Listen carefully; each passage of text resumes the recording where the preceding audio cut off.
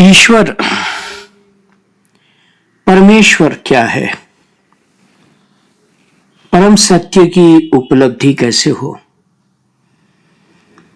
परमेश्वर क्या है, इस संबंध में वेद वेदांत का जो सिद्धांत है वो यदि प्रकट न किया जाए तो किसी को इस बात का ज्ञान ही न होगा कि ईश्वर क्या है। दुनिया में बड़े बड़े मजहब मशहूर है, उनमें और वैदिक सिद्धांतों में फर्क है, अंतर है। उन मजहबों में ईश्वर को तो मानते हैं, परंतु उसे वे सृष्टि से अलग सातवें आसमान में रहने वाला और निराकार मानते हैं। वो भी कभी साकार नहीं होता।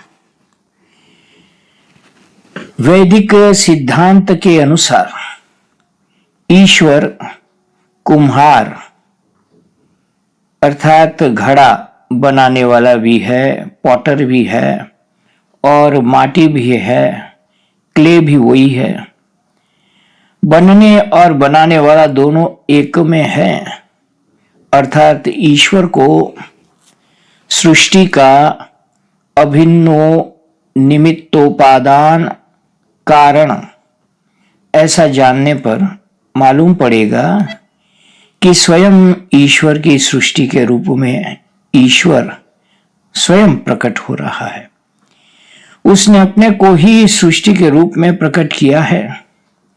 जब आप इस सिद्धांत को स्वीकार कर लेते हैं तब सर्वत्र परमात्मा की प्राप्ति होती है और तत्व साक्षात्कार के रूप में परम सत्य की उपलब्धि होती है।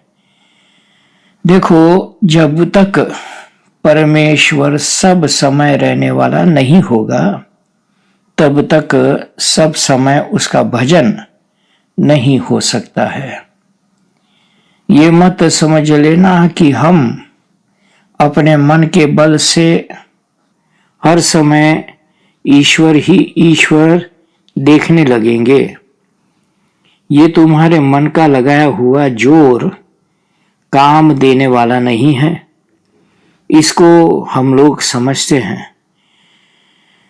तुम्हारे पास कितना जोर है कि तुम हर समय मन पर जोर देकर उसको परमात्मा के साथ जोड़ेंगे। कितना जोर है। दूसरी बात, यदि परमात्मा हर जगह नहीं होगा तो क्या उसे तुम अपने मन के बल से सब जगह सोचते रह सकते हो? नहीं सोचते रह सकते। तीसरी बात, यदि परमात्मा सर्व रूप में नहीं होगा तो क्या तुम मन के बल से सोचते रह सकते हो कि सब परमात्मा है? असलियत यही है कि परमात्मा हर जगह है, हर समय में है और हर रूप में है। एक बार उसको पहचान लेना होता है, सावधानी से समझ लेना होता है। जैसे सोने का कंगन हो कि हार हो कि कड़ा हो कि कुंडल हो, सोना है सब कुछ।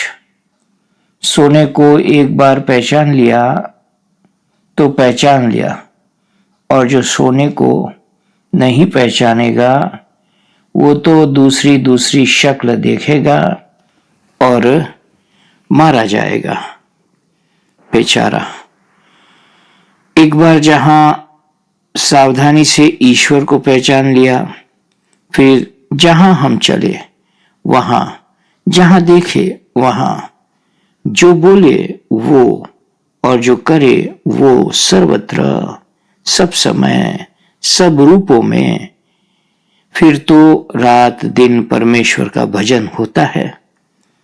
जिंदा रहो तब भी भगवान, मर जाओ तो भी भगवान, इस लोक में भी भगवान, परलोक में भी भगवान। जय सिया राम। जय सद्गुरुदेव।